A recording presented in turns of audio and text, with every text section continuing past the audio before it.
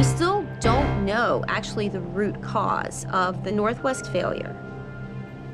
But because of what we found with the second Air France failure, we needed to take corrective action to prevent similar failures from occurring. On October 9th, 2002, something unexpected and alarming happened on Northwest Airlines Flight 85, a Boeing 747-400, cruising high above the Bering Sea. It was a regular flight from Detroit, Michigan, to Narita, Japan, until disaster struck at 35,000 feet. Suddenly, the airplane's rudder, a vital part of its control system, failed in a dramatic way, forcing the crew to respond quickly and think on their feet. In this story, we'll explore the details of this incredible emergency and the heroic actions that led to a safe landing. What went wrong? A rudder hardover is a rare but potentially catastrophic issue that occurs when the rudder of an aircraft, the large movable surface on the tail, suddenly and uncontrollably deflects to one side. This deflection happens without any input from the pilots. The rudder, which is primarily used to control the yaw of the plane, can cause the plane to bank sharply if it fails. In the case of Northwest Airlines Flight 85, the rudder moved to one side without warning, causing the Boeing 747-400 to sharply bank to the left.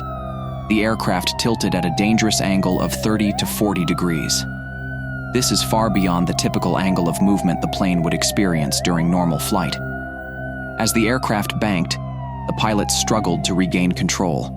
Normally, aircraft have a level of redundancy built into their control systems, so pilots can still steer the plane even if one control system fails. However, in this case, the rudder's sudden and full deflection made it extremely difficult for the pilots to correct the aircraft's attitude. The situation became more concerning, because the rudder controls a key aspect of the plane's directional stability. Without it, the pilots were left to rely on other control surfaces, like the ailerons and engine thrust, to try and keep the plane steady. This posed a serious challenge, as the plane's natural tendency would have been to continue to bank uncontrollably. To make matters worse, the malfunction occurred at an altitude of 35,000 feet, where the aircraft was flying over remote areas like the Bering Sea. This is well beyond the typical cruising altitude where most malfunctions are easily manageable. At this height, any deviation from the plane's normal flight path could quickly become dangerous. The fact that this event took place 7 hours into the flight, far from the nearest airports, only added to the complexity of the situation. In terms of flight data, the Boeing 747-400 has a typical maximum bank angle of about 45 degrees. However, sustaining such an angle due to a malfunction without the pilot's control puts the aircraft at risk of uncontrollable flight behavior, potentially leading to a loss of control. Thankfully, the pilot's quick thinking and training kept the aircraft from going into a more dangerous spiral. At the time of the incident, Junior Captain Frank Geib and First Officer Mike Fagan were in charge of Northwest Airlines Flight 85. The flight was approximately 7 hours into its journey from Detroit to Narita, Japan, when the rudder malfunction occurred. The pilots first noticed an unusual movement in the plane as the aircraft began to tilt sharply to the left. Initially, Captain Geib and First Officer Fagan thought the problem could be related to engine failure, as the aircraft's response seemed similar to a loss of power in one engine. This kind of problem is more straightforward to handle, and they would typically adjust the flight path to deal with the issue. However, as the situation worsened, the pilots quickly ruled out engine failure. As I was putting my own seatbelt on, I remember thinking to myself, is this all there is? As in, am I done here? Am I going to be alive when this is over? And I thought about my kids and my husband and my home. The plane continued to bank uncontrollably, and the crew realized that the rudder was likely malfunctioning. This critical control surface, which helps maintain stability and keeps the plane flying straight, had become unresponsive and stuck in one direction. They needed to act quickly. The flight was at a high altitude, and any loss of control could have been disastrous. With limited time, they declared an emergency and started planning a diversion to Anchorage, Alaska, the nearest major airport that could accommodate a 747-400 in an emergency landing. The pilots' initial focus was on keeping the plane stable and finding a way to communicate their situation to air traffic control. Despite the gravity of the situation, the pilots maintained composure. They did not panic. Their training kicked in. They immediately began troubleshooting and considering their options for handling the aircraft's behavior. Captain Geib and First Officer Fagan worked together, ensuring they each focused on their tasks, one on flying the aircraft and the other managing communications and emergency procedures. This level-headed approach, combined with the knowledge of emergency protocols, was crucial in managing the crisis. Their calmness ensured that Flight 85 stayed under control, and their actions ultimately helped lead to a successful landing. How do pilots communicate in a dead zone? One of the most challenging aspects of the emergency faced by Flight 85 was that the aircraft was flying in a communication dead zone. This is a region where radio signals from air traffic control, ATC, are difficult or impossible to receive, often due to the aircraft's location over remote regions or the limitations of radio equipment. In this case, the aircraft was flying over the Bering Sea, far from any major land masses, making it particularly hard to maintain regular communication with ATC. When pilots encounter this situation, they have several strategies to maintain contact with other aircraft or ground control. One of the most effective ways pilots communicate in these situations is by using air-to-air communication. This allows pilots to communicate directly with other aircraft flying in the area. Pilots have specific frequencies like 122.9 MHz and 123.45 MHz that are dedicated for air-to-air communication. These frequencies are not restricted to specific airports or regions, meaning that any aircraft flying in the vicinity can tune into these frequencies and communicate with others. During the emergency on Flight 85, the pilots were able to reach another Northwest Airlines flight that was in range. This plane, which had a clear communication line with air traffic control, acted as a relay, passing information between Flight 85 and the ground. Additionally, when communication is lost, pilots can use emergency frequencies such as 121.5 MHz, which is monitored by both aircraft and ground stations worldwide. This emergency frequency is designed for urgent situations, allowing aircraft in distress to reach any nearby aircraft or ATC. In the case of Flight 85, the pilots didn't need to use this frequency directly, but knowing it was available for use was a reassurance. The use of air-to-air communication and emergency frequencies was critical in ensuring the safety of Flight 85, as the aircraft's crew could get guidance and assistance from other sources while they dealt with the rudder malfunction. In the cockpit of Flight 85, effective crisis management was key to preventing disaster.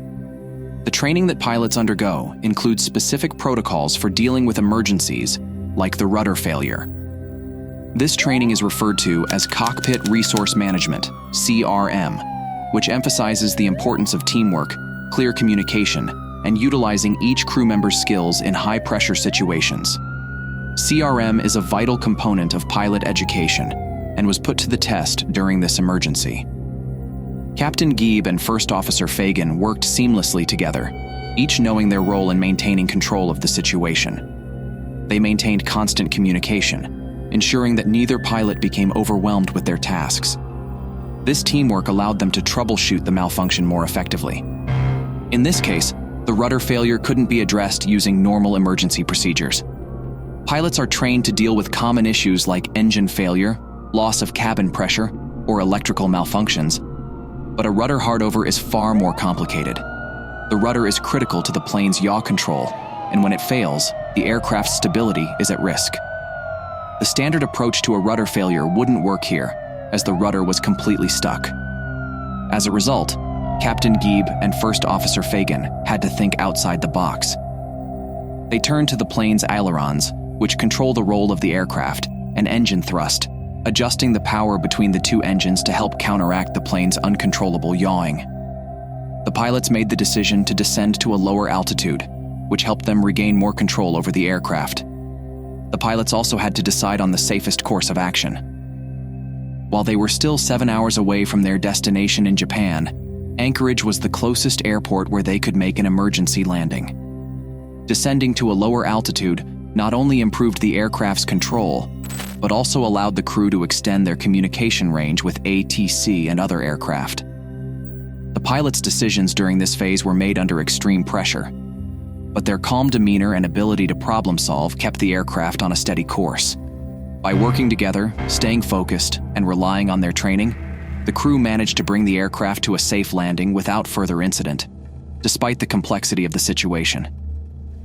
After a tense and challenging descent, the crew of Northwest Airlines Flight 85 finally made it to Ted Stevens Anchorage International Airport. By the time the plane was close to landing, the pilots had already worked tirelessly to keep the aircraft under control. The rudder failure, which had caused the plane to bank sharply and made it difficult to steer, was still unresolved. But the pilots had adapted, using ailerons, the surfaces on the wings, and asymmetric engine thrust to manage the aircraft's yaw and roll. The situation required careful coordination, as they needed to descend safely while maintaining control. Despite the difficult conditions, the crew made sure the plane was stable enough to prepare for a landing. The approach to Anchorage wasn't easy. The plane had been in a dead zone for communication, and the pilots had to rely on a nearby Northwest Airlines flight for help in guiding them in. But as they descended, the pilots followed established emergency protocols to ensure the landing could be made safely. The plane was now closer to sea level, which made it easier to control. But the sheer weight of the situation was still pressing on them. Air traffic control in Anchorage had been alerted and was ready to assist, but the crew had to focus on the physical aspects of keeping the plane stable. The quick thinking of Captain Geib and First Officer Fagan helped the aircraft stay on course during the approach. As Flight 85 neared the runway, the pilots had to adjust their landing strategy. The plane was in an emergency state, and its control surfaces weren't functioning as they should have been. The crew had already practiced emergency landings countless times in training, but now they were facing a real-life situation, with 386 people on board, including passengers and crew. The successful execution of their training was evident in how they handled the aircraft during the final moments before landing. They maintained clear communication, worked seamlessly as a team, and kept their focus on the task at hand. When the plane finally touched down, it did so without any serious issues. The aircraft landed smoothly at Anchorage International, and not a single person on board was injured. Given the severity of the malfunction and the challenges the pilots faced, this was an incredible achievement. There were no major complications during the landing itself, which was a testament to the crew's professionalism. Flight 85 was safely on the ground, and despite the frightening moments in the air, the passengers and crew could breathe a sigh of relief. This incident highlights just how crucial the pilots' training, teamwork, and calm under pressure were in turning what could have been a disaster into a successful landing. What caused the rudder failure? After the incident, the National Transportation Safety Board, NTSB, launched a thorough investigation. They discovered that the cause of the rudder failure was a fatigue fracture in the lower rudder power control module manifold. This was a hidden structural defect that couldn't have been detected during routine maintenance checks. It's scary to think that a small, unnoticed crack could lead to something so dramatic. This discovery led to important changes in how airlines inspect aircraft for potential issues, especially in critical systems like the rudder. In the aftermath of this incident, the FAA, Federal Aviation Administration, issued a safety directive to prevent similar occurrences in the future. Airlines were required to inspect the rudder control systems more thoroughly, and aircraft manufacturers made modifications to improve the design of these systems. The failure of the rudder on Flight 85 led to wider discussions in the aviation industry about safety protocols and the need for more robust systems. In a way, the incident helped improve safety for all air travelers, even though it was a terrifying event for the people on board. Why was communication so important? The role of communication during this emergency cannot be overstated. Remember, Flight 85 was flying over a vast stretch of remote ocean. The pilots could have found themselves completely alone, with no way to contact ground control. That's where the systems in place, such as the ability to contact other nearby aircraft and use emergency frequencies, came into play. In fact, when pilots lose radio contact, they rely on other aircraft flying in range to act as relays. This is a common procedure in aviation, and it's why there's always a network of planes watching out for each other in case of emergencies. The crew of Flight 85 was able to stay calm and focused thanks to their rigorous training. They didn't just rely on their technical knowledge, but also on their ability to stay level-headed in the face of panic. Every single moment counted as they tried to control the plane and get it to safety. There's no doubt that the outcome could have been much worse if the pilots hadn't responded with skill and teamwork. Imagine being thousands of miles away from land, with a malfunctioning rudder and no clear way to communicate with anyone else. That's the kind of pressure these pilots were under, and they handled it perfectly. One of the biggest takeaways from this incident is the importance of emergency training. The pilots on Flight 85 showed how vital it is to prepare for the worst, even when you don't expect it. It wasn't just their flying skills that saved the day. It was their ability to keep cool under pressure and make smart decisions with limited resources. A second lesson is the need for strong communication systems. The fact that Flight 85 was able to communicate with another aircraft despite being in a dead zone shows the value of aviation protocols that keep pilots connected even in the most challenging situations. Whether through air-to-air frequencies or emergency radio channels, having these systems in place can make all the difference when disaster strikes. What could have been a catastrophic disaster turned into a remarkable story of survival, thanks to the quick thinking, teamwork, and professionalism of the crew. They faced one of aviation's scariest challenges, a complete rudder failure, at 35,000 feet, and managed to land the aircraft safely without injuries. This incident serves as a reminder of the unpredictability of air travel and the incredible efforts made to keep passengers safe. It also highlights the importance of constant vigilance and improvements in aviation safety standards. The bravery and skill of the crew of Northwest Flight 85 are something that every airline pilot aspires to replicate, and they've set a high standard for how to handle emergencies at 35,000 feet. What can we learn? Looking back at this story, it's clear that things could have gone very differently. But thanks to careful planning, training, and communication, Flight 85 was able to make it through.